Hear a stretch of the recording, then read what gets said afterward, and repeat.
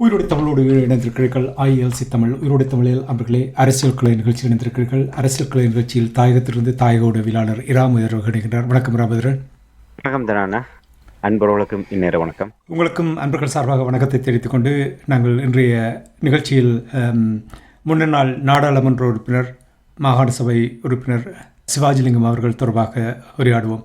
கடந்த வாரம் நாங்கள் உயிரோடு தமிழில் சிவாஜிலிங்கம் அவர்கள் சிறுநீரகம் செயலிழந்திருக்கின்ற நிலையில் உதவி கோரிய விடயம் தொடர்பாக நீங்கள் அவருடைய பங்களிப்பு தொடர்பாக ஈழத்தமிழர்களுக்காக எவ்வாறான செயல்பாடுகளில் கடந்த காலங்கள் இருந்து வந்த என்ற விடயங்கள் எல்லாவற்றையும் நீங்கள் எங்களுடைய உறவுகளுக்கு தெளிவாக கூறியிருந்த பொழுது பலர் அவருடைய விடயம் தொடர்பாக பேசும்பொழுது நிறைய பேர் ஆதரவாக உங்களுடைய தகவல்களுக்கு நன்றி கூறியிருந்தார்கள். ராமதரன், அந்த நிகழ்ச்சிக்கு பின்னர் நீங்கள் நிச்சயமாக சிவாஜிலிங்கம் அவர்களுடைய நிலைமை தொடர்பாக எவ்வாறு போகின்றதை நீங்கள் கண்காணிப்பீர்கள் என்றால் உங்களுக்கு அந்த பொறுப்பு இருக்கின்றது என்று நான் எப்பொழுதுமே உணர்ந்து கொள்வேன். தமிழர் தாயத்தில் நடைபெறுகின்ற விடயங்களை நீங்கள் உன்னிப்பாக அவதானித்து என்ன தேவை என்ற விடயங்கள் எல்லாம் நீங்கள் பார்க்கும் பொழுது சிவாஜிலிங்கம் அவர்களுடைய நிதி உதவி தொடர்பாக நீங்கள் கோரிய விடயங்கள் கூட நாங்கள் பேசியிருந்தோம். என்ன நிலவரம் என்று கூறுவீர்களா? நிச்சயமாக சிவாஜிலிங்கம் அண்ணா அவர்களுக்கான அந்த மருத்துவ உதவி தொடர்பான கோரிக்கை வெளிவந்ததிலிருந்து எந்த பக்கம் திரும்பினாலும் அது தொடர்பான ஒரு கவனிப்பை ஏற்படுத்தக்கூடிய வகையிலான ஒரு நிலைதான் அது இருக்கின்றது. அவ்வளவு தூரம் அவர் ஒரு மிக தமிழ் மக்களால் நேசிக்கப்படுகின்ற ஒருவராக, அவர் பாதுகாக்கப்பட வேண்டியவர் என்கின்ற ஒரு நிலையை நாங்கள் அதனூடாக பார்க்கக்கூடியதாக இருக்கிறது. உண்மையில தொடர்ச்சியாக தன்னார்வலர்களால் பலரும் நிதி உதவிகளை வழங்கி கொண்டிருக்கிறார்கள். அரசியல் கட்சிகள், சிவில் அமைப்புகள், தனிநபர்கள், தன்னார்வலர்கள் என பல விதமானவர்கள் அங்கே நேரடியாக அவருடைய இல்லத்துக்கு சென்று அவருக்கான ஆதரவை தெரிவித்து அவருடைய சூழ்நிலைகளை விசாரிப்பதோடு தங்களால் இயன்ற நிதி உதவிகளையும் வழங்கி வருகின்றார்கள். அதே போன்று புலம்பெயர் தேசத்தில் இருப்பவர்களும் அவருடைய வங்கி கணக்கு ஊடாக அவருக்கான நிதி உதவியை வழங்கி வருவதை நாங்கள் அறியக்கூடியதாக இருக்கின்றது. இப்படியாக கடந்த நாட்களில் நாங்கள் பார்த்தோமானால் தமிழ் தேசிய மக்கள் முன்னணி சார்பாக நான் நினைக்கிறேன் அவர்கள் 15 லட்சம் ரூபாய் தொகையினை கஜேந்திரகுமார் பொன்னம்பலம் மற்றும் செல்வராஜா கஜேந்திரன் உள்ளிட்ட தமிழ் தேசிய மக்கள் முன்னணி பிரமுகர்கள் நேரடியாக சென்று அவருடன் கையெழுத்திருப்பதாக அறியக்கூடியதாக இருக்கின்றது.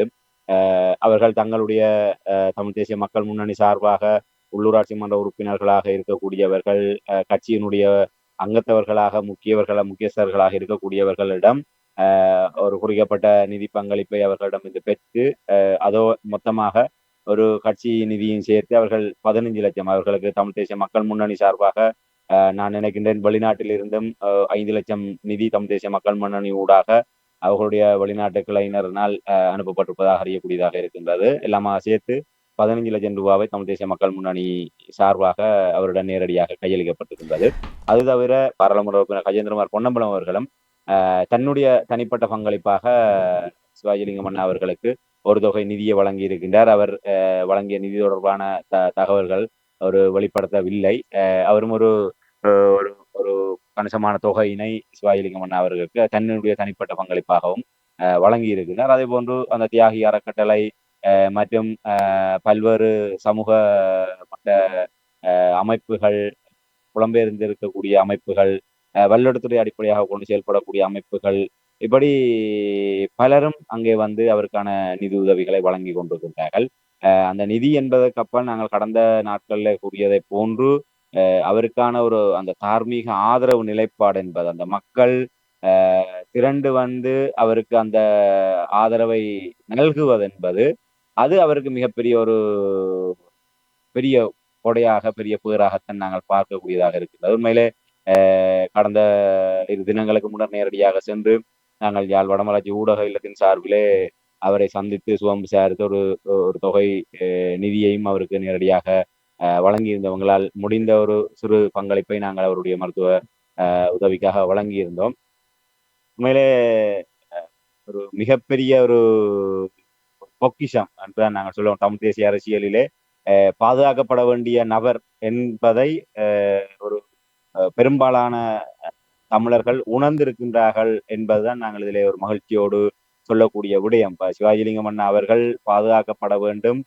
தமிழ் தேசிய அரசியலிலே அவருடைய வகிபாகம் தேவை என்பதை அவர்கள் ஆணித்தரமாக ஒரு உணரக்கூடிய ஒரு நிலையில் அவருக்கான இந்த ஒத்துழைப்புகள் இப்போது வழங்கப்பட்டு கொண்டிருப்பதை நாங்கள் பார்க்கின்ற போது உண்மையிலே ஒரு மற்ற மகிழ்ச்சியாகத்தான் இருக்கின்றது. ஒரு தமிழ் தேசத்துக்காக உழைத்த ஒருவரை, பாடுபட்ட ஒருவரை தன்னலம் கருதாது. அதான் மிக முக்கியமான விடயம். இன்று ஒரு போலியான பிம்பங்கள், போலியான செயல்பாடுகள், இல்லை விளம்பரத்தை முதன்மைப்படுத்தியதாக செயல்படக்கூடியவர்களுக்கு பின்னால் எங்களுடைய சமூகம் சலுகை அரசியலுக்கு பின்னாலும் இப்படியான பல்வேறு தரப்பினருக்கு பின்னால் மக்கள் எங்களுடைய சமூகம் அணிதிரண்டு கொண்டிருக்கின்றது போன்ற ஒரு தோற்றப்பாடு ஏற்படுகின்ற போது ஏற்படுகின்ற அந்த மனச்சுமை, மன விரக்தி என்பது உண்மையை சிவாஜிலிங்கம் அண்ணா அவருக்கு இந்த மக்களுடைய பேர் ஆதரவை பார்க்கின்ற போது உண்மையிலே மிக பெரும் ஒரு ஆறுதலாக இருக்கின்றது. மக்கள் இதைத்தான் நாங்கள் அடிக்கடி எங்களுடைய வானொலியில நாங்கள் கூறுகின்ற போது மக்கள் ஒருபோதுமே தவறான பாதையில செல்லவில்லை. தமிழ் தேசியம் சார்ந்து இருக்கக்கூடியவர்கள் ஒரு தங்களுக்கு நியாயம் என்று படக்கூடிய வகையிலே அவர்கள் அந்த தமிழ் தேசியத்தை விட்டு வழி தவறி நடக்கின்றதன் காரணமாக மக்கள் தங்களுக்கு இது நியாயம் என்று படுகின்றதோ அந்த பக்கம் மக்கள் செல்ல தலைப்பட்டு விட்டார்கள். ஆனால் தமிழ் தேசியம் என்றோ ஒரு நாள் தமிழ் தேசியம் நேர்வழியிலே ஒன்றாக ஒரு தியாக அரசியலை முன்னெடுக்கின்ற ஒரு நிலைப்பாடு உணரப்படுகின்ற போது மக்கள் மீண்டும் அந்த தமிழ் தேசியத்துக்காக தங்களுடைய உடல் பொருள் ஆவி அனைத்தையுமே ஒரு அர்ப்பணித்து அந்த தமிழ் தேசியத்தை கட்டி பாதுகாப்பதற்கு தயாராக இருக்கின்றார் என்பதை நாங்கள் பல சந்தர்ப்பங்களிலே ஆணித்தரமாக நான் கூறி வந்திருக்கிறேன். அதை மெய்ப்பிக்கின்ற ஒரு நிகழ்வாகத்தான் அண்ணன் சிவாஜிலிங்கம் அவர்களுக்கான இந்த பேராதரவு என்பது உண்மையிலே அது அவ்வாறான ஒரு நிலையினுடைய வெளிப்பாடாகத்தான் நான் பார்க்கின்றேன். என்றால் இது வெறுமனே ஒரு தனிய ஒரு நபருக்காகவோ இல்லை ஒரு முன்னாள் பாராளுமன்ற உறுப்பினர் என்பதற்காகவோ இல்லை ஒரு வல்லுறவுத்துறையினுடைய நகரவிதா என்பதற்காகவோ இல்லை வெறுமனே ஒரு தனி நபரான சிவாஜிலிங்கம் என்கின்ற ஒரு பெயருக்காகவோ வழங்கப்படுகின்ற ஆதரவு அல்ல. 50 ஆண்டு காலமாக அவர் தமிழ் தேசிய இனத்துக்காகவும் தமிழ் தேசிய அரசியலுக்காகவும் எங்களுடைய தாயக விடுதலைக்காகவும் இந்த விடுதலை அரசியலிலே தற்போதைய பங்களிப்பு இப்படியாக அவர் கடந்து வந்த அந்த 50 ஆண்டுகளிலே தமிழ் இனத்துக்காக அவர் ஆற்றிய அந்த பங்களிப்புக்காக அவரை இன்று நன்றி உணர்வோடு அவருக்காக இவர்கள் ஒரு நேசக்கரன் நீட்டி பேராதரவு வழங்குகின்ற நிலை என்பது அதனுடைய வெளிப்பாடாகத்தான் நான் பார்க்கின்றேன். இப்படி இன்று சிவாஜிலிங்கம் அவர்களுக்கு ஒரு நோய் நிலை வந்து அவர் பாதுகாக்கப்பட வேண்டிய ஒரு நிலை ஏற்பட்டதை போன்று ஒரு தமிழ் தேசியம் ஒரு சரியான ஒரு திசையிலே செல்வதற்கான அறிகுறிகள் தென்படுகின்ற போது இதே போன்று ஒட்டுமொத்தமாக தமிழ் மக்கள் தங்களுடைய பேராதரவை அந்த தமிழ் தேசியத்துக்கு வழங்கக்கூடிய ஒரு நிலை இருக்கின்றது என்பதை இந்த இடத்துல நான் சுட்டிக்காட்டுவது பொருத்தமாக இருக்கும் என்று நம்புகின்றேன். உங்களுடைய குரலிலே ஒரு உற்சாகம் தெரிகின்றது. அதாவது சிவாஜிலிங்கம் அவர்கள் சிறுநீரகம் பாதிப்படைந்த ரெண்டுமே செயலிழந்திருக்கின்ற நிலையில் என்ன நடக்கப் போன்றோம் என்று உங்களுடைய ஏக்கம் இருந்ததை கடந்த முறை நான் உங்களோடு உரையாடும் பொழுது நீங்கள் கூறியதை கேட்டிருந்தீர்கள். ஆனால் நீங்கள் அப்பொழுதும் கூட எங்களுடைய மக்கள் மீது நம்பிக்கை இருப்பதை வெளிப்படுத்தியிருந்தீர்கள். அதனுடைய ஆதாரமாக நீங்கள் இன்று அவர் இவ்வளவு கொடுத்தார், இவர் அவ்வளவு கொடுத்தார் என்று நீங்கள் கூறும் பொழுது உங்களிடம் ஒரு உற்சாகம் ஒன்று காணப்படுகின்றது. அதை பார்த்து நான் மகிழ்கிறேன். ஏனென்றால் இதுதான் நீங்கள் கூறுவது போல் உங்களுடைய இனம் தெளிவாக இருக்கிறார்கள். இப்பொழுது தேவையை கருதி தங்களுடைய தேவைகளை பூர்த்தி செய்வார்கள், நன்றி கடனோடு இருப்பார்கள் என்பதை உறுதியாக இங்கே சுட்டிக்காட்டப்படுகின்றது. இப்போ நீங்கள் அவர் இவ்வளவு கொடுத்தார் என்று நீங்கள் கூறும்பொழுது போதுமான நிதி கிடைத்திருக்கின்றன சிகிச்சை செய்வதற்கு. உண்மையிலே இப்ப இந்த இடத்துல இப்ப சிவாஜிலிங்கம் அண்ணா அவர்கள் ஒரு நேரடியாக உரையாடுகின்ற போது ஒரு விடயத்தை கூறியிருந்தார். உண்மையிலே கேட்கும் போது ஒரு நிகழ்ச்சியாக இருந்தது. 70 லட்சம் ரூபாய் நிதி உண்மையிலே போதாது. உண்மையிலே 1 கோடிக்கு மேற்பட்ட அளவிலே ஒரு பெருந்தொகை நிதி தேவைப்படுகின்றது. ஆனால் மக்களிடம் அவ்வளவு பெரிய சுமையை சுமத்துவதற்கு எனக்கு மனம் ஏற்புடையதாக இருக்கவில்லை. ஒருவேளை 1 கோடி 1.5 கோடி ரூபாய் தேவை என்று நாங்கள் அதை அடையாளப்படுத்துகின்ற போது இவ்வளவு பெரிய தொகையை எப்படி செலுத்த முடியும், இவ்வளவு பெரிய தொகையை எப்படி நாங்கள் அவருக்கு வழங்க முடியும் என்பதாக ஒரு மக்கள் அந்த தொகையை பார்த்து அஞ்சி விட்டால் என்ன செய்வது, ஒருவேளை இந்த தொகை பெருசா இருக்கின்றது, இது சாத்தியமா என்று மக்கள் பின்வாங்கி விட்டால் என்ன செய்வது என்ற ஒரு தயக்கம் இருந்தது. ஆகவே அவருடைய சிவாஜி அண்ணா அவர்கள் நேரடியாக கூறிய தகவலின் அடிப்படையிலே அந்த சிறுநீரக மாற்று சத்திர சிகிச்சைக்காக அந்த சிறுநீரகத்தை தானமாக வழங்குவதற்கு கொடுக்கக்கூடிய ஒரு தொகை இருக்கின்றதானே, அந்த தொகையோடு சேர்த்து அந்த மருத்துவமனையிலே மேற்கொள்ளப்படுகின்ற அந்த சிறுநீரக மாற்று சத்திர சிகிச்சைக்கான அந்த பேக்கேஜ் என்று சொல்லக்கூடிய அந்த ஒரு தொகுப்பு கட்டணம், அந்த கட்டணம் 70 லட்சமாக அந்த வைத்தியசாலையினால் தீர்மானிக்கப்பட்டிருக்கிறது. அந்த 70 லட்சம் ரூபாய்க்குள் தான் அந்த சிறுநீரகத்துக்கான அந்த அன்பளிப்பு அந்த நன்கொடையாக வழங்குகின்ற அந்த ஒருவருக்கு வழங்கக்கூடிய ஒரு தொகையும் ஏனைய அந்த சத்திர சிகிச்சைக்கான தொகையும் உங்களுக்கு தெரியும். சாதாரணமாக இலங்கையிலாக இருக்கட்டும், புலத்திலாக இருக்கட்டும், ஒரு வைத்தியசாலைக்கு நாங்கள் ஏற்கனவே ஒரு தொகையை நிர்ணயித்து செல்கின்ற போது ஆஹ் அங்கே நாங்கள் செல்கின்ற போது முன்னரே திட்டமிடுகின்ற போது இருக்கின்ற நிலைமையும் சத்திர சிகிச்சையின் போதும் அதற்கு பின்னரும் இருக்கின்ற நிலைமை என்பது மிக பெரும்பாலும் அது தலைகளாக மாறக்கூடிய நிலைமை. ஒரு நாளிலே சத்திர சிகிச்சை முடித்து வீட்டுக்கு செல்லலாம் என்கின்ற நிலைமை, சில நாட்கள் அங்கே தங்கி இருக்க வேண்டிய நிலை ஏற்படும். அவ்வாறான ஒரு விசேடமான வசதி வாய்ப்புகள் உள்ள வைத்தியசாலைகளிலே மேலதிகமாக ஒவ்வொரு மனத்தியாலமும் தங்கி நிற்கின்ற போது ஏற்படுகின்ற செலவுகள் என்பதெல்லாம் எவ்வளவு என்பது எல்லோருக்குமே தெரியும். சாதாரணமாக எங்களுடைய மக்கள் யாழ்ப்பாணத்தில் ஒரு தனியார் வைத்தியசாலைக்கு சென்றால் அங்கே ஒரு நாள் தங்கி நின்று சிகிச்சை பெற்றால் எவ்வளவு செலவாகும் என்பது எல்லோருக்குமே தெரியும். ஆகவே நிச்சயமாக நாங்கள் கடந்த நிகழ்ச்சியில் கூறியதை போன்று அவருக்கான தேவை என்பது 1 கோடிக்கு மேலே 1 கோடி 1.5 கோடி அளவிலான நிதி இருந்தால் மட்டும்தான் அவர் முழுமையாக ஒரு மன நிம்மதியோடு அந்த சிகிச்சையை முடித்து அதற்கு பின்னர் ஒரு தேக ஆரோக்கியத்தோடு அவர் மீண்டும் தமிழ் தேசிய அரசியலுக்கு வரக்கூடிய ஒரு ஏது நிலை உருவாகும். அதை அவர் உண்மையிலே இந்த இடத்தில் தான் அவர் இந்த மக்கள் அவரை ஏன் மதிக்கின்றார் என்பதற்கு அதுதான் சான்று. உண்மையில வேறு எவராவது இருந்திருந்தால் இந்த சந்தர்ப்பத்தை பயன்படுத்தி ஒரு அனுதாபத்தை, ஏன்னா இது ஒரு அனுதாபம், அந்த அனுதாபத்தின் மூலமாக பரவாயில்லை 1.5 கோடி 2 கோடி இந்த வெளிநாட்டில் இன்றைய சமூக வலைத்தளங்கள் என்ன பார்க்கிறார்கள் என்று எங்களுடைய இயக்கத்தினுடைய சொத்துக்களை வைத்திருக்கின்ற ஒருவர் நினைத்தால், இல்லை ஒரு அமைப்பு நினைத்தால் ஒரு தரப்பே இவருக்கு தேவையான நிதியை செய்து விடலாம். கோடான கோடி சொத்துக்களை, எங்களுடைய தேசத்தினுடைய சொத்துக்களை அங்கே பராமரித்துக் கொண்டு புலம்பெயர் தேசங்களில் இருக்கின்றார்கள். அப்படிப்பட்ட ஒருவர் மனம் வைத்தால் சாதாரணமாக செய்துவிட முடியும் என்று அப்படியான அவதானிப்புகள் எல்லாம் மக்கள் மத்தியிலிருந்து இருக்கின்றது. ஆகவே அவர் நினைத்திருந்தால், ஏன்னா அவருக்கும் தெரியும் இது தன்னுடைய ஒரு தொடர்பு வட்டத்தினூடாக புலம்பெயர் தேசத்தில் இருக்கக்கூடிய அந்த அமைப்பு சார்ந்த நபர்களினூடாகவோ இல்லை வேறு தரப்பினராக தொடர்பு கொண்டால் ஒரு சில நபர்களினூடாகவே இந்த தொகையை நிச்சயமாக அவரால் இலவாக எட்டிவிட முடியும். ஆனால் அவர் அப்படி செல்ல விரும்பவில்லை. ஆகவே அந்த ஒரு உண்மையாக அதை இருந்திருக்கின்றார். அதான் நாங்கள் அதில் குறிப்பிட்டு சொல்லக்கூடிய விடயம். அந்த அந்த தொகுப்பு கட்டணமாக அந்த பேக்கேஜ் என்று சொல்லக்கூடிய அந்த தொகையை மட்டுமே அதுவும் தாங்கள் தயங்கி இதை நாங்கள் கேட்கலாமா விடலாமா, இது கேட்டு கிடைக்காவிட்டால் அது ஒரு பெரிய ஒரு என்ன நிலைமை. ஆனால் வேறு வழி இல்லை. 70 லட்சம் ரூபாய் என்றால் அவர் ஏற்கனவே அந்த சிறுநீரகத்தை தானமாக வழங்கக்கூடியவருடைய இவருடைய குருதி எல்லாம் எடுத்து அதெல்லாம் இவருக்கு பொருந்தி வரக்கூடியதா என்கின்ற ஆரம்பகட்ட பரிசோதனைகளுக்கே கிட்டத்தட்ட 19 லட்சம் ரூபாய் 20 லட்சம் ரூபாய் கிட்ட அவர் செலவழித்திருக்கின்றார். ஆகவே இதற்கு மேல் அவரால் ₹1 கூட செலவழிக்க முடியாது என்கின்ற நிலையில் வைத்தியசாலை தரப்பிலே சொல்லப்பட்டிருக்கின்றது, நீங்கள் பணத்தை ஒரே தடவையாக சிங்கிள் பேமெண்ட் என்று சொல்லக்கூடிய வகையில ஒரே தடவையாக அந்த 70 லட்சம் ரூபாவை எப்போது நீங்கள் செலுத்துவதற்கு தீர்மானிக்கின்றீர்களோ அந்த நேரம் தான் சத்திர சிகிச்சைக்கான திகதியை நாங்கள் நிர்ணயிக்க முடியும். பகுதியாக முதல் இவ்வளவு தருகின்றோம், பிறகு அவ்வளவு தருகின்றோம் என்பதெல்லாம் இங்கே ஏற்றுக்கொள்ள முடியாது. ஆக 70 லட்சம் ரூபாவை நீங்கள் தயார் செய்து விட்டு வாருங்கள், சத்திர சிகிச்சையை பற்றி யோசிக்கலாம் என்கின்ற அளவிலே வைத்தியசாலை நிர்வாகத்தால் சொல்லப்படுகிறது. ஆகவே அது இவர்களுக்கு என்னால் 20 லட்சம் ரூபாய் செலவழித்தாகிவிட்டது, மேலதிகமாக ₹1 பணத்தை கூட கையில இல்லாத ஒரு நிலைமையில 70 லட்சம் ரூபாய் பணத்தை என்ன செய்வது என்கின்ற ஒரு நிலைமையிலே அவருடைய நாட்கள் எண்ணப்பட்டு கொண்டிருந்தது.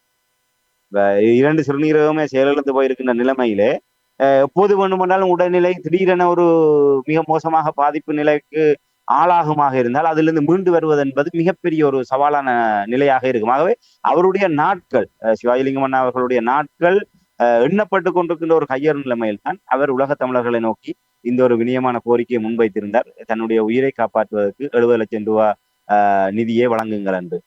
பெரும்பாலும் இப்போது அந்த தொகை கிடைக்கும் என்ற ஒரு நம்பிக்கை அவருக்கு வந்திருக்கின்றது. என்னால்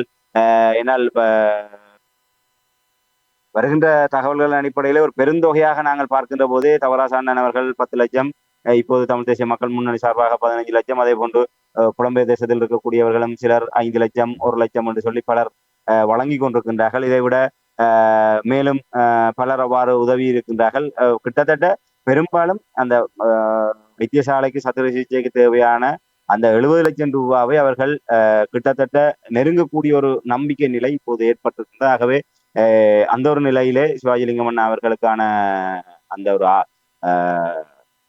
சிறுநீரக சத்திர சிகிச்சைக்கான நிதி தொடர்பான தடை என்பது அந்த உலகத் தமிழர்களுடைய ஒரு ஒத்துழைப்போடு பேராதரவோடு அந்த தடை இப்போது பெரும்பாலும் அகன்றிருக்கின்றன நான் கருதுகிறேன். சிவாஜிலிங்கம் அவர்கள் சிகிச்சை பெற்று இயல்பு வாழ்க்கைக்கு திரும்ப வேண்டும் என்று நாங்கள் இந்த நேரத்தில் விரும்புவோம். ராமேந்திரன் ஆண்டவனை பிரார்த்திப்போம். இனி இப்போ நீங்கள் கூறினீர்கள், நீங்களும் சென்றீர்கள் என்று கூறும் பொழுது நிச்சயமாக தமிழருடைய பண்பில் ஒருவர் நோய்வாய்ப்பட்டிருக்கும் பொழுது அவர்களை போய் பார்ப்பார்கள். ஆனால் இப்போ உங்களுக்கு தெரியும், இவ்வாறான நிலைமை இருக்கும் பொழுது திரள் திரளாக அங்கே மக்கள் அவருடைய வீட்டுக்கு சென்று வருவார்கள். எப்படி இவர்களால் சமாளிக்கக்கூடியதாக இருக்கின்றது என்று அறியக்கூடியதாக இருந்ததா?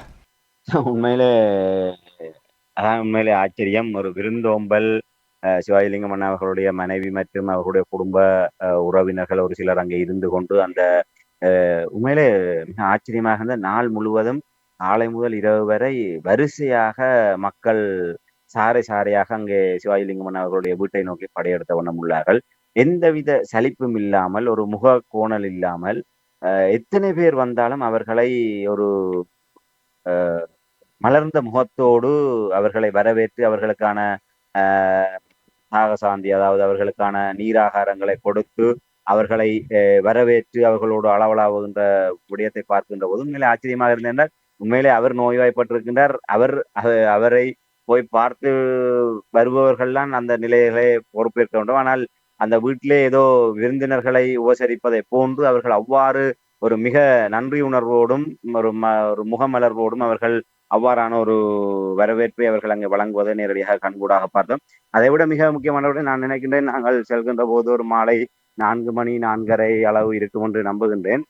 அப்போதுதான் அவர் மதிய உணவுக்காக எழும்பி அவருடைய உணவு மேசைக்காக அவர் அருகே சென்று கொண்டிருந்த போது எங்களை கண்டவுடன் வந்து வாருங்கள் என்று சொல்லி அவர் திரும்ப முற்பட்ட போது வலு கட்டாயமாக அவரை இல்லை, நீங்கள் சாப்பிட்டு வாருங்கள், நாங்கள் இருக்கின்றோம் என்று கூறித்தான் அவரை அதுக்கு பின்னர் ஒரு 10 நிமிடம் அவர் உணவை எடுத்துக்கொண்டதுக்கு பிற்பாடுதான் அவர் வந்திருந்து பேசினார். அவ்வளவு தூரம் அவர் தன்னுடைய அந்த நிலையிலும் வருகின்றவர்களை இன்முகத்தோடு வரவேற்று அவர்களோடு ஒரு அளவலாவி மிக ஒரு ஒரு மகிழ்ச்சியாக அவர் அந்த விடயங்களை அங்கே செய்வதையும் அவருடைய குடும்பத்தார் அந்த வருகின்றவர்களை உண்மையிலே அவர் கூட சிவாயனா அவர்களை அவர்கள் வந்தவுடனே அவர்களை ஏதாவது சாப்பிட கொடுங்கள், ஏதாவது குடிக்க கொடுங்கள் என்று அவரும் அந்த கர்சனையோடு அதை வெளிப்படுத்துவதும், அவருடைய குடும்பத்தார் எந்த விதமான ஒரு ஒரு தயக்கமும் இல்லாமல் ஒரு ஈடுபாட்டோடு வருகின்றவர்களை அவங்க வரவேற்பதை அந்த பாங்கை நாங்கள் பார்க்கின்ற போது உண்மையிலே மிகவும் மகிழ்ச்சியாக இருந்தது. உண்மையிலே சிவாஜிலிங்கம் அண்ணா அவர்களுடைய இல்லம் என்பது இப்போ ஒரு புதுப்பொழிவோடு உண்மையிலே அவருடைய உள்ளத்திலே ஒரு பூரிப்பு ஏற்பட்ட ஒரு ஒரு சிறு குழந்தையை போன்று, ஒரு குழந்தைகளுடைய மனசில எந்த விதமான எதுவுமே இருக்காது, அவ்வளவு ஒரு உற்சாகமாக அவர்கள் இருப்பார்கள். அதே போன்ற ஒரு மனநிலையிலே அவர் இருப்பதை அங்கே பார்க்கக்கூடியதாக அந்த சூழலை அந்த சூழலை ஏற்படுத்தி இருக்கின்ற அந்த மக்கள் அவரை நோக்கி வருகின்ற அந்த ஆதரவு, உண்மையில பணம் என்பது 2வது பட்சம்.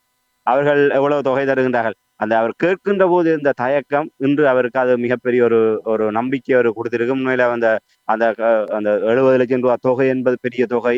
இது எப்படி நான் மக்களுடைய தலையில சுமத்துவது, இது மக்களிடம் கேட்கலாமா விடலாமா என்று தயங்கி கேட்டார்.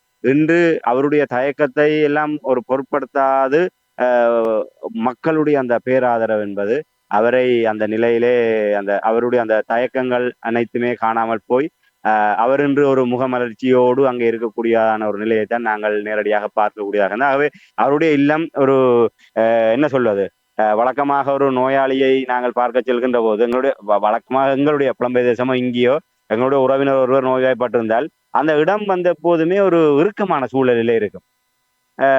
எங்களுடைய ஒரு பழக்கமும் இருக்கின்றது, அந்த நோண்டி கேட்கிறது.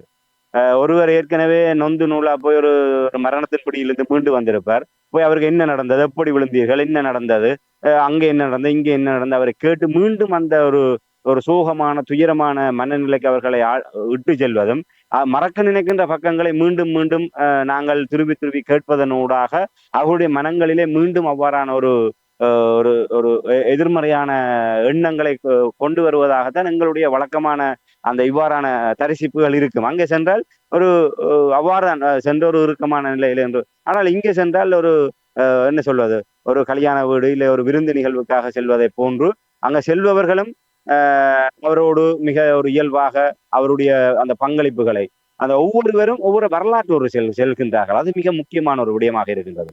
இப்ப சிவாஜிலிங்கம் அண்ணா அவர்களை செல்பவர்கள் என்று எவ்வளவு தூரம் இன்று தங்களுடைய ஒரு இன்று எங்களுடைய அவசர கால மற்றது நவீன காலத்திலே இந்த ஒவ்வொருவரும் தொலைபேசிக்குள்ளாகவே தங்களுடைய வாழ்க்கையை புதைத்திருக்கின்றார்கள். தொலைபேசியிலிருந்து தலையே எடுக்க முடியாத அளவுக்கு அதுக்குள்ளாகவே எங்களுடைய வாழ்க்கை சிறப்பட்டிருக்கின்ற நேரத்திலே ஒரு தேசத்துக்காக உழைத்த எங்களுடைய ஒரு தமிழ் தேசிய போராளியாக இருக்கக்கூடிய சிவாஜிலிங்கம் அவர்களை நேரே சந்தித்து 1000மோ 2000மோ அவரோடு 4 வார்த்தை பேசிவிட்டு அவரிடம் கொடுத்து விட வேண்டும் என்று வடமாகாணத்திலிருந்து பல இடங்களிலிருந்து கிழக்கு மாகாணம் வடமாகாணம் பல இடத்திலிருந்து அவரை நோக்கி வருகின்ற போது அந்த சிந்தித்து பாருங்கள் எவ்வளவு ஈடுபாடு என்றால் அவர்கள் சாதாரணமாக வரவில்லை.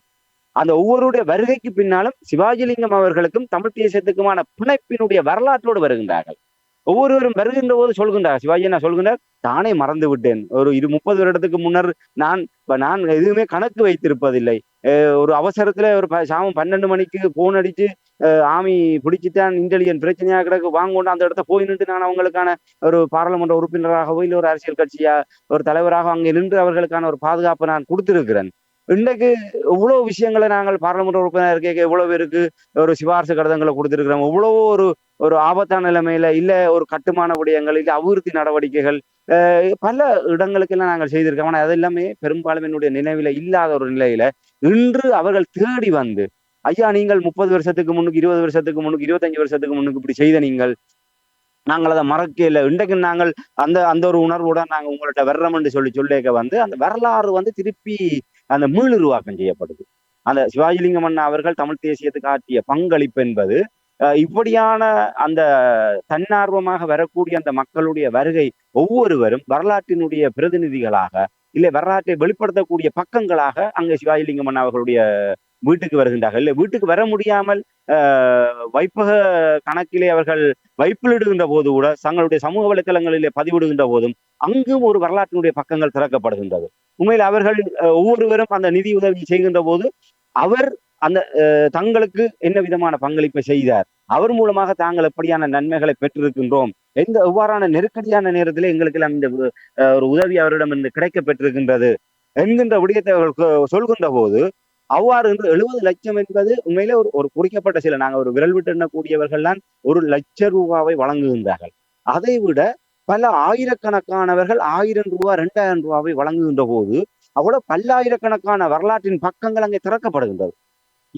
இதுதான் மிக முக்கியமான விடயமாக நான் பார்க்கின்றேன். உண்மையில அவருக்கு 1 கோடியோ 2 கோடியோ 3 கோடி ரூபாய் நிதி கிடைப்பதையோ இல்லை அவர் சுகம் பெற்று மீண்டு வருகின்ற ஒரு நிலையை அதெல்லாம் மிக முக்கியமான ஒன்றுதான். ஆனால் அதை விட மிக முக்கியமான ஒன்றாக பார்க்கின்றேன் இந்த வரலாறு தான் மிக முக்கியம். என்றால் இன்று வாழுகின்ற போதே நாங்கள் கடந்த நிகழ்ச்சியில கூறியதை போன்று உண்மையில ஒரு இறந்ததுக்கு பிற்பாடு அவருடைய புகழஞ்சலி கூட்டத்திலே அவருடைய இப்படியான வரலாற்றின் தடங்கள் எல்லாம் வெளிப்படுத்தப்படுகின்ற அந்த ஒரு ஒப்பற்ற நிலையை இன்று அவர் உயிருடன் இருந்து தன்னுடைய வாழ்நாளிலே அதை பார்க்கின்ற ஒரு பெரும் பாக்கியவானாக சிவாஜி அண்ணா அவர்கள் திகழ்ந்து கொண்டிருக்கின்றனர். அதை அந்த நேரடியாக அந்த இடத்திலே பார்க்கின்ற போது உண்மையிலே இன்று அரசு உத்தியோகத்தர்கள் என்று நாங்கள் செல்கின்ற போது வடமாகாண மகளிர் விவகார அமைச்சினுடைய செயலாளராக இருந்த வரதீஸ்வரன் அவர்கள் ஏற்கனவே பருத்தித்துறை பிரதேச செயலாளராகவும் கடமையாற்றி பின்னர் வடமாகாண மகளிர் விவகார அமைச்சினுடைய செயலாளராக இருந்து இப்போது ஓய்வு பெற்றிருக்கின்றார். அவர் உண்மையில அவர் ஒரு சிவாஜி அண்ணா அவர்கள் ஒரு குடும்ப நண்பராகவும் இருந்திருக்கின்றார். அவர் பல விடயங்களை அவருடைய துணைவியார் உள்ளிட்ட குடும்பத்தினருக்கு சிவாஜி அண்ணா ஊடாக சில விடயங்கள் நடந்து ஏறியிருக்கின்றது. ஆகவே அதே நேரத்தில் ஒரு குடும்ப ரீதியாக அவர்களோடு நெருக்கமான என்ற முறையிலே அங்கே வந்து அவருடைய சுகம் விசாரித்து அவருடைய குடும்பம் சார்பாக ஒரு சிறிய ஒரு பங்களிப்பை அவர் அங்கே வழங்கி விட்டு சென்றார். அதே ஒரு பாமர மக்களாக இருக்கட்டும், ஒரு அரசு உத்தியோகத்தர்களாக பலரும் இப்படி வருகின்ற போது இது உண்மையில ஒரு தமிழ் தேசியத்தினுடைய நான் ஆரம்பித்து தமிழ் தேசியத்தினுடைய ஒரு முழு எழுச்சியாகத்தான் நான் பார்க்கிறேன். அந்த நம்பிக்கை என்னால் எங்களுக்கு இப்போ அந்த ஆயுதங்கள் மௌனிக்கப்பட்டதுக்கு பிற்பாடு அந்த நம்பிக்கை என்பது இல்லாமல் போனதால் தான் இன்று நாங்கள் வேறு விடயங்களிலே நாங்கள் சென்று கொண்டிருக்கிறோம். தமிழ் தேசியம் என்பது ஒரு நம்பிக்கை ஈனத்தை ஏற்படுத்தி அது வேறு வழிமுறைகளிலே சென்றதன் பிற்பாடுதான் இன்று சலுகை அரசியலுக்கு பின்னாலே தமிழ் மக்கள் இன்று ஒரு அலைபாயக்கூடிய ஒரு நிலை உருவாகி இருக்கின்றது. இன்று மீண்டும் அந்த நம்பிக்கையை தமிழ் தேசியத்தை கட்டி எழுப்புகின்ற போதுதான் நாங்கள் இந்த துயரங்களுக்கு எல்லாம் முடிவை கொண்டு வர முடியும் அனைத்திரமாக நம்புகின்றோம். அதுல இப்ப சிவாஜிலிங்கம் அண்ணா அவர்களுடைய இந்த விடயம் என்பது வெறுமனே அவர் நோய்வாய்ப்பட்டிருக்கிறார், அவர் நோயாளி, அந்த அனுதாபத்தின் காரணமாக இந்த நிதி வருகின்றது என்பதெல்லாம் வந்து ஒரு அளவுகோலே அல்ல. அவருக்கும் தமிழ் தேசியத்துக்குமான வரலாற்றின் பக்கங்கள் அங்கே திறக்கப்படுகின்ற போது இன்று இதை தெரியாத இன்றைய தலைமுறையினருக்கு கூட அவரை பற்றி தெரிவதற்கான வாய்ப்புகள் எங்களுக்கு நன்றாக தெரியும். ஆனால் இன்று ஒரு 20-30 வயதுக்குள்ளாக இருக்கக்கூடியவர்களுக்கு தமிழ் தேசியம் என்றாலே அது பெரிய அளவிலே தெரியாது. நான் கடந்த காலத்திலே இராணுவ நெருக்கடி காலங்கள் எப்படி இருந்தது, அப்போது தமிழ் தேசியத்து ரீதியாக தலைமை பொறுப்புகளில் இருந்தவர்கள் எப்படியான ஒரு ஒத்துழைப்பை பாதுகாப்பவராக இருந்தார்கள், அவர்கள் எப்படி எப்படியெல்லாம் உதவி செய்தார்கள், எப்படி எப்படியெல்லாம் இந்த சமூகத்துக்கு அவர்களுடைய பங்களிப்பு இருந்தது. அதிலும் குறிப்பாக சிவாஜிலிங்கம் அண்ணா போன்றவர்கள் உண்மையிலே அப்படிப்பட்ட ஒரு போராளி. நாங்கள் உண்மையிலே தமிழ் தேசிய போராளி என்று அவரை நாங்கள் கூற வேண்டும். உண்மையிலே இப்ப வாழ்கின்ற மாவை சேனாதிராஜா அவர்களுக்கு பிற்பாடு நான் நினைக்கிறேன் எங்களுடைய தமிழ் தேசிய அரசியலிலே ஒரு மிக நீண்ட ஒரு ஒரு ஒரு நெருக்கடி மிகுந்த ஒரு ஒரு அரசியல் தலைவராக நாங்கள் அவரை பார்க்க முடியும். அப்படிப்பட்டவருடைய வரலாறுகள் இன்று மீட்டு உருவாக்கப்படுவதற்கான ஒரு சந்தர்ப்பமாக இது அமைந்திருக்கு. ஆகவே அவருடைய இல்லத்திலே ஒரு அவ்வாறான ஒரு நிலையை நான் நேரடியாக கண்டுணர்ந்தேன். அது மட்டுமல்ல, இப்படியான விடயங்களையும் பாருங்கள், எங்களுக்கு எவ்வளவு தூரம் அந்த நிலைகளை பார்க்கின்ற போது ஒரு உற்சாகம் வருகின்றன்னு சொன்னால், சிவாஜி அண்ணா அவர்களுடைய இல்ல அவருடைய குடும்பத்தாருடைய மனங்களிலே இதுவரை காலம் உண்மையிலே ஒரு சோர்ந்து போயிருந்தவர்களுக்கு உண்மையிலே இதை விட வேறு என்ன வேண்டும் என்கின்ற அளவில் தான் அவருடைய மனநிலை இருக்கும். ஆக அங்கு அவருடைய இல்லம் ஒரு புதுப்பொலிவோடு இருக்கின்ற ஒரு சூழலை நான் நேரடியாக அவதானிக்கக்கூடியதாக இருந்தது. நிறைவாக இப்போ நீங்கள் கூறினீர்கள் சிவாஜிலிங்கம் அவர்கள் தொடர்பாக கூறும்பொழுது தமிழ் தேசியம் மீளெழுச்சி பெற்றது போல் இருந்தது என்று கூறினீர்கள். அதே போல் அவருடைய அந்த நடத்தைகளை பார்க்கும் பொழுது குழந்தை பிள்ளைகள் போல் மீண்டும் ஒரு புத்துணர்ச்சியோடு வந்திருக்கிறார் என்று நீங்கள் கூறும்பொழுது நான் உடனடியாக யோசித்தது என்னவென்று சொன்னால், 2 சிறுநீரகங்களும் செயலிழந்திருக்கின்ற என்றால் அது ஒரு பெரிய ஒரு ஆபத்தான ஒரு விடயம். இவ்வளவு நிதி தேவையாக இருக்கின்ற நேரத்தில், அவர் இவ்வளவு மகிழ்ச்சியாக இருக்கின்ற நேரத்தில் எவ்வாறு அவருடைய உடல்நிலை முக்கியம், அப்போ எவ்வாறு அவருடைய மனநிலை எவ்வாறு இருக்கின்றது என்றதை நீங்கள் அவதானித்தீர்கள் என்று கூற முடியுமா? உண்மை. இப்போ இன்டர்நெட்டில் நீண்ட காலமாகவே சிவாஜி அண்ணா அவருடன் ஒரு நெருக்கமாக ஒரு தொடர்பு கொள்ளக்கூடிய ஒரு நிலைமை இருந்த அடிப்படையில் தான் நான் அந்த விடயத்தை உண்மையில இது நாங்கள் வெறுமனே ஒரு வார்த்தையாளங்களுக்காக சொல்கின்ற விடயம் எல்லாம் அவ்வளவு உள்ளத்தில் இருந்து வருகின்ற அந்த ஒரு வெளிப்பாடு. ஏன்னால் கடந்த காலத்தில் அவர் அந்த சிறுநீரக பாதிப்புகளுக்கு முன்னர் இந்த சிவாஜி அண்ணாவும், அதற்கு பின்னர் அவர் உடல்நல பாதிப்பு உள்ளானதுக்கு பிற்பாடு அவரை நாங்கள் சந்திக்கின்ற போது எங்களுக்கு ஒரு சங்கடமாக இருக்கும். ஏன்னா அவருடைய மனதிலே நிறைய ஏக்கங்கள், ஒரு நிறைவேறாத கனவுகளை சுமந்து கொண்டிருப்பவருடைய நிலைப்பாடு எப்படி இருக்கும் என்பதை நிச்சயமாக நீங்கள் ஒரு தடவை உங்களுடைய மனக்கண்ணில் கேட்கின்ற எங்களுடைய உறவுகள், உங்களுடைய வாழ்நாள் கனவு, உங்களுடைய வாழ்நாள் லட்சியம், அதை அடைகின்ற ஒரு நேரத்திலோ இல்லை அடைய முடியாத ஒரு நிலைமையிலோ என்னுடைய வாழ்க்கை முடிந்து போகின்றது, அடுத்தது என்ன என்கின்ற ஒரு நிலை தெரியாத நிலைமையில உங்களுடைய மனநிலை எப்படி இருக்கும். அந்த நேரத்திலே உங்களுக்கு எப்போதுமே ஒரு இருள் சூழ்ந்ததை போன்று, அகத்தின் அழக முகத்திலே தெரிவதை போன்று அந்த மனங்களிலே இருக்கக்கூடிய அந்த எண்ணங்கள், எதிர்பார்ப்புகள், ஏமாற்றங்கள், கவலைகள், துயரங்கள், இப்படியான அத்தனையுமே ஒன்றாக குடிகொண்டிருக்கின்ற போது அந்த முகம் எப்படி இருக்கும், அந்த உடல் மொழி எப்படி இருக்கும். உண்மையிலே அவர் அந்த அந்த இயலாமையில் கூட இந்த ராணுவத்தினருடைய அடக்குமுறைகளை கடந்த நவம்பர் 26ஆம் ஆண்டு தேசிய தலைவர் மேதகு பிரபாகரன் அவர்களுடைய பிறந்த நாளை கொண்டிருப்பதாக இருக்கட்டும், மாவீரர் நாள் நிகழ்வுகளை ஒவ்வொரு மாவீரர் துயிலும் இல்லங்களுக்கு முன்னாலே அந்த மாவீரர் வாரத்திலே முன்னெடுப்பதாக இருக்கட்டும், மே 18 நினைவேந்தலை முன்னெடுப்பதாக இருக்கட்டும், தியாக திலீபன் அவர்களுடைய நினைவேந்தலை முன்னெடுப்பதாக இருக்கட்டும், இல்லை தமிழ் தேசிய நினைவெழுச்சி நாட்களை முன்னெடுப்பதாக இருக்கட்டும், எந்த ஒரு இடத்துலையுமே அவர் பின்வாங்கியதில்லை. ஆனால் அங்கெல்லாம் அவரை நேரடியாக பார்க்கின்ற போது மிக ஒரு கஷ்டமாக இருக்கும். என்றால் அவர் அந்த பழைய உற்சாகம், அந்த பழைய ஒரு ஒரு ஒரு மலர்ந்த ஒரு முகம் எதுவுமே இல்லாமல் ஏதோ ஒரு ஆழ்ந்த சிந்தனையிலே இருக்கின்ற நிலைமையை பார்க்கக்கூடியது. அது உண்மையிலே நான் இப்போது போய் பார்க்கின்ற போது உண்மையிலே அந்த பழைய போன்று அதான் சொன்னேன் ஆரம்ப ஒரு சிறு குழந்தையை போன்று அவர் வாய் விட்டு சிரித்து மகிழ்ச்சியாக இருக்கக்கூடிய ஒரு நிலைமையை பார்க்கின்றனர். அவருக்கு என்ன அவ்வளவுமே மிகப்பெரிய ஒரு திருப்தியாக இருக்கின்றது. என்னால் அவர் கூறுகின்ற போது ஒரு விடயத்தை கூறினார், தேர்தலில் எல்லாம் நிற்கின்ற போது அந்த வாக்குகள் பெரிய அளவிலே மக்களுடைய ஆதரவு கிடைக்காத போதெல்லாம் வருத்தமாக இருந்தது. இந்த தேசத்துக்காகவும் மக்களுக்காகவும் என்னுடைய வாழ்க்கையை அர்ப்பணித்து இவ்வளவு தூரம் நாங்கள் செய்தும் மக்கள் ஒரு அங்கீகாரத்தை கொடுக்கவில்லையே, மக்கள் ஏமாற்றி விட்டார்கள் என்ற வருத்தம் இருந்தது. ஆனால் இன்று இந்த ஒரு அறிவிப்புக்கு பிற்பாடு ஒட்டுமொத்தமாக தமிழர்கள் திரண்டு தனக்கான ஆதரவை வழங்குகின்ற போது தனக்கு உண்மையிலே அந்த நேரம் இருந்த ஏமாற்றம் எல்லாம் இப்ப நினைச்சு பார்க்க உண்மையில மக்கள் அதை மறக்க இல்லை என்றது எனக்கு தெரியுது. அப்ப நான் உடனே சொன்னேன், ஆனா இதான உண்மை, நீங்க மக்களோட மனங்கள்ல இருக்கிறீங்க, தங்களுடைய மனசுல ஒரு உயர்வான ஒரு சிம்மாசனத்துல அவங்க இருத்தி வச்சிருக்கிறாங்க. அதுதான் வாக்கு என்பது. இந்த 5 வருஷம் போட்டு அடுத்த 5 வருஷம் தூக்கி எறிஞ்சிட்டு போடுவாங்க. சில நேரம் அது நியாயமற்ற காரணமாக கூட இருக்கலாம். ஆனால் அதை விட இதுதான் உங்களுக்கு உயர்வான அங்கீகாரம்.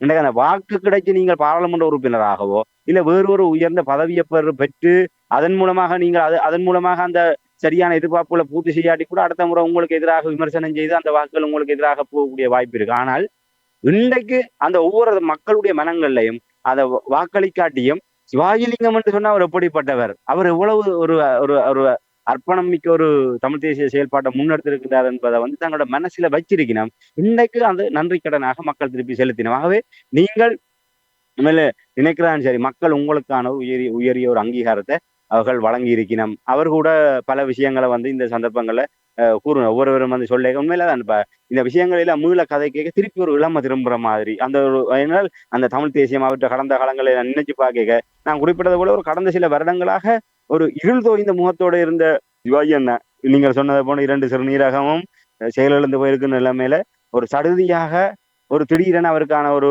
ஒரு காய்ச்சலோ இல்ல வேறு விதமான ஒரு உடல்நல பாதிப்பு, எதிர்பாராத விதமாக ஒரு உடல்நல பாதிப்பு வந்துச்சுன்னு சொன்னா அதுல இருந்து அவர் மீண்டு வாரன்றது மிகப்பெரிய ஒரு சவாலான விடயம். அந்த ஒரு அச்சம் கூட அவருக்கு இருக்கும். அதே நேரத்துல சத்திர சிகிச்சை எப்படி முடிய போகுது, அது வெற்றிகரமாக முடியுமா, அதுல இருந்து மீண்டு வரக்கூடிய மாதிரி இருக்குமா, இவ்வளவு தூரம் மக்கள்கிட்ட கடமைப்பட்டுட்டேன், அதுல இருந்து வெளிவரணும், அந்த எண்ணம். ஆனா அதெல்லாம் கடந்து இந்த ஆதரவும் அந்த அவருடைய கடந்த கால பங்களிப்பும் மீட்டு பார்க்க அவருக்குள்ள ஏற்பட்டிருக்கிற அந்த மலர்ச்சியும் அந்த நம்பிக்கையும் பார்க்க உண்மையில இப்ப இந்த நம்பிக்கையை தான் எங்களோட மக்கள் கொடுக்கணும் ஒவ்வொருவருக்கும். அந்த இன்று சிவாஜி அண்ணாக்கு கொடுத்திருக்கிற நம்பிக்கையை நாங்கள் அந்த தமிழ் தேசியத்துக்கு கொடுக்க இதுல இருந்து வழி தவறக்கூடாது, இந்த தமிழ் தேசியத்துக்கு நாங்கள் துரோகம் செய்யக்கூடாது என்கின்ற நிலையை வந்து நாங்கள் உருவாக்கணும். ஆகவே நாங்கள் அவியலுக்கு பாடம் போட்டுறோம்னு சொல்லி போட்டு திசகாட்டிக்கும் இல்ல வேற சும்மா வீணா போற தரப்புகளுக்கு நாங்கள் வாக்குகளை செலுத்தி கொண்டு போறதால வந்து இது எதுவுமே மாற போற இல்லை. இப்ப இதை ஒரு கதைக்கு பாருங்க, இவருக்கு இதண்டி என்ன செய்யறது, இவர் பிழைச்சு வந்து என்னது செய்ய போறாருன்னு இருந்தால் இன்னைக்கு இப்படியான வரலாற்றின் பக்கங்கள் எல்லாம் 2 பக்கமாக போயிருக்கு, ஒருத்தருக்குமே தெரியாம போயிருக்கு. இதெல்லாம் தனித்தனி அத்தியாயங்களாக அவர்களுக்கு மட்டுமே தெரிந்த வரலாறுகள். பேணியவர்களை போன்று தங்களுடைய சுய புராணமாக இதை சிவாஜி அண்ணா அவர்கள் வெளிப்படுத்தியது அவரே மறந்து போன விடயங்கள் சொல்வார்கள். வலது கை கொடுப்பது இடது கைக்கு தெரியக்கூடாது என்பதை போன்று என்று அவர் செய்த விடயங்கள், எங்களுடைய மக்களுக்காகவும் தேசத்துக்காகவும் செய்த விடயங்கள் பணிகள் எதையுமே அவர் கூட நினைவிலே வைத்துக் கொள்ளாத அளவுக்கு அவ்வளவு தூரம் மிகப்பெரிய ஒரு சேவையை ஆற்றலை அவர் செய்திருக்கின்றார். இன்று அப்படியான ஒரு நிலைமை இந்த சந்தர்ப்பம் கிடைக்காமல் இருந்திருந்தால் அவை அனைத்துமே கடலிலே போட்ட கல்லாகவோ இல்லை இருண்ட பக்கங்களாகவோ திறக்கப்படாமலே இருந்திருக்கும். ஆகவே இன்று சிவாஜி அண்ணா அவர்களுடைய அந்த தமிழ் தேசிய பங்களிப்பு என்ற வரலாற்று பக்கங்கள் மீளவும் எவ்வாறு திறக்கப்பட்டிருக்கின்றதோ அதே போன்று மீண்டும் ஆயுதங்கள் மூணிக்கப்பட்டதற்கு பிற்பாடு இந்த தமிழ் தேசிய அரசியல் என்பது ஒரு அந்த எங்களுடைய வரலாற்று விடிவெள்ளி, அந்த வரலாற்று அந்த இலக்கை நோக்கி நாங்கள் செல்லக்கூடிய அந்த விடிவெள்ளியை நோக்கி செல்லக்கூடிய அந்த ஒரு நம்பிக்கையை கொடுக்கக்கூடிய அளவுக்கு மக்களுடைய ஆதரவு என்பது தமிழ் தேசியத்தை நோக்கி திரள வேண்டும் என்பதை தான் நான் இந்த இடத்துல கூற முடியும். ஏன்னா நாங்கள் ஒரு போலியான ஒரு இலக்குகளை நோக்கி இன்று சிலர் பிதற்றுகின்றார்கள். அவர் எத்தனையோ கோடிகளை சம்பாதித்திருப்பார், அதையெல்லாம் வங்கியில போட்டு வைத்து விட்டு மாகாண சபை தேர்தலுக்கு நிதியை திரட்டுவதற்கு தான் அவர் இப்படியான ஒரு அனுதாபத்தை நாடகம் ஆடுகின்றார் என்று சொல்வார்கள். பன்றிக்கும் கனவில இன்னும் நினைப்பு தான் என்று சொல்லி அது மாதிரி அவர் சில பேருக்கு தாங்கள் எப்படியோ தாங்கள் எதை நினைக்கிறோமோ அதை மாதிரி தான் மற்ற வேலும் என்ற மாதிரி தான் அவங்களோட நினைப்பு. சில நேரம் அப்படி சொல்றாக்களோட நினைப்பு அப்படித்தான், அப்படியே எப்பவுமே அழுது புலம்பி காசை வேண்டி வேண்டி வேண்டி அப்படியே அதிலேயே வாழ்ந்து பழகி அப்படியே சுகபோகங்கள் அனுபவித்துக் கொண்டிருக்கிறார்களுக்கு மற்ற ஆக்களையும் அப்படித்தான் பார்க்க தோன்றும். ஆனால் உதுவல் எல்லாம் ஒருத்தரும் பொருட்படுத்த போறையில். ஆனால் மக்கள் சிந்திக்க வேண்டும். நாங்கள் தமிழ் தேசியத்தை எக்காரணம் கொண்டும் எந்த நெருக்கடி வந்தாலும் இது சிவாஜி அண்ணா அவர்களுடைய விடயத்தோடு சம்பந்தப்பட்டு நாங்கள் சொல்லக்கூடிய விடயம், நாங்கள் தமிழ் தேசியத்துக்கு பாடத்தை புகட்டுகின்றோம், இவர்கள் ஒன்றுபட்டு வரட்டும் என்று சொல்லி நாங்கள் அங்காலே கரைந்து செல்வமாக இருந்தால் தமிழ் தேசியம் ஒரேடியாக ஒரு ஒரு விடிவே தெரியாத ஒரு வரலாற்று இருட்டுக்குள் தமிழ் தேசியம் மூழ்கிவிடும். ஆகவே தமிழ் தேசியத்தை பாதுகாப்பதற்கு இந்த சந்தர்ப்பத்திலே நாங்கள் திட சங்கல்பம் பூண்டு எப்போதுமே தமிழ் தேசியத்துக்கு காப்பரனாக துணையாக மக்களும் நிற்க வேண்டும். ஏன்னா 2 பக்கம் எங்களுக்கான கடப்பாடு இருக்கின்றது. தமிழ் தேசியத்தை தலைமை தாங்குவர்களுக்கும் கடப்பாடு இருக்கின்றது, அந்த தமிழ் தேசியத்துக்கான ஒரு பக்கபலமாக நிற்கக்கூடிய மக்கள் சக்திக்கும் அந்த கடப்பாடு இருக்கின்றது. ஆகவே மக்கள் சக்தி என்பது எப்போதுமே அந்த மண்ணுறங்கும் மாவீரர்களுக்கும் அந்த எங்களுடைய அந்த தாயக கனவோடு அதற்கு துணை நின்று கொள்ளப்பட்ட எங்களுடைய மக்களுடைய அந்த கனவுகளையும் அந்த கூட்டு தியாகங்களையும் மதிப்பளிக்கக்கூடிய வகையிலே நாங்கள் எப்போதுமே தமிழ் தேசியத்துக்காகவே நிற்போம் என்பதனால் இப்ப ஏன் இந்த இடத்துல நாங்கள் அதை கூறுகின்றோம்னு சொன்னால் இது எங்களுக்கு சிறந்த உதாரணம். இந்த எங்களுடைய ஆதரவும் எங்களுடைய ஒத்துழைப்பும் தான் இவ்வளவு பெரிய ஒரு மரணத்தோடு எந்த நேரமே உறவாடக்கூடிய நிலையில இருக்கக்கூடிய சிவாஜி அண்ணாவிற்கு இவ்வளவு தூரம் ஒரு உற்சாகமும் ஒரு நம்பிக்கையும் வருகின்றதுன்னு சொன்னால் திக்கு தெரியாத திசையிலே பயணித்துக் கொண்டிருக்கின்ற தமிழ் தேசிய அரசியலுக்கும் எங்களுடைய பேராதரவு என்பது நிச்சயமான ஒரு மலர்ச்சியையும் நம்பிக்கையையும் கொடுக்கும் என்பதைத்தான் இந்த இடத்துல என்னால் சொல்லிக்கொள்ளக்கூடியதாக. நன்றி ராமேந்திரன். சிவாஜிலிங்கம் அவர்களுடைய உடல் நலம் தொடர்பாக இப்பொழுது உள்ள நிலைமைகளை சிறுநீரகம் செயலிழந்திருக்கின்ற நேரத்தில் எவ்வாறு மக்கள் ஒன்று சேர்ந்து தங்களுடைய அந்த நன்றி கடனை செலுத்தி இருக்கிறார்கள். இனி அவருக்கும் ஒரு புத்துணர்ச்சியோடு இப்பொழுது இருக்கின்றார்கள் பொழுது மகிழ்ச்சியாக இருக்கின்றது. அதேபோல் அவருடைய இந்த சிகிச்சையும் சரியாக வெற்றிகரமாக முடிவுக்கு கொண்டு வந்து அவர் மீண்டும் தமிழ் தேசிய பயணத்தில் அவர் பயணிக்க வேண்டும் என்ற இந்த நேரத்தில் அன்பர்கள் சார்பாக கேட்டுக்கொண்டு நாங்கள் மீண்டும் இன்னும் ஒரு நிகழ்ச்சியில் இணைந்திருப்போம். தகவலை எடுத்து வந்தமைக்காக உங்களுக்கும் நன்றி ராமேந்திரன். வணக்கம். நிச்சயமான நன்றி. எமது பார்வையாளர்களுக்கு வணக்கம். மக்களின் குரலாய் ஓங்கி ஒலிக்கும் இலக்கு மின்னிதழ் மற்றும் உயிரோடை தமிழ் வானொலி ஆகிய இவ்விரு ஊடகங்களும் உங்களைப் போன்ற எமது நேயர்கள் நண்பர்களின் ஆதரவிலேயே இயங்கி வருகின்றன. மிக குறைந்த வளங்களுடன் பல இடர்கள் மற்றும் தடைகளை தாண்டி பயணிக்கும் எமது ஊடகங்களின் பணிகள் மேலும் வளர உங்களால் முடிந்த நிதியுதவியை வழங்கி இன்னும் காத்திரமான செயற்பாடுகளை முன்னெடுக்க உதவுமாறு மிகவும் பணிவன்புடன் வேண்டி நிற்கின்றோம். உங்கள் பங்களிப்பு உங்களின் உரிமை குரலாய் ஓங்கி ஒலிக்கும். நன்றி.